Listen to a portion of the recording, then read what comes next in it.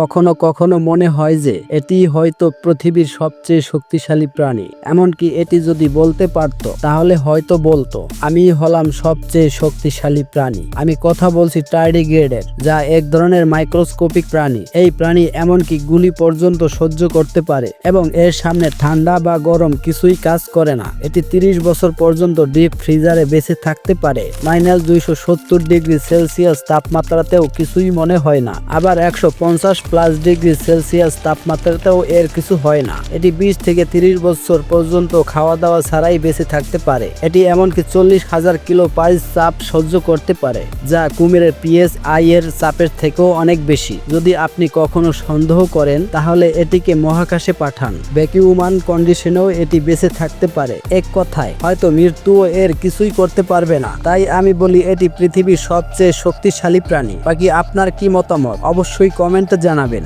আর হ্যাঁ, এই ভিডিওতে লাইক দিতে এবং চ্যানেলটি সাবস্ক্রাইব করতে ভুলবেন না। ধন্যবাদ।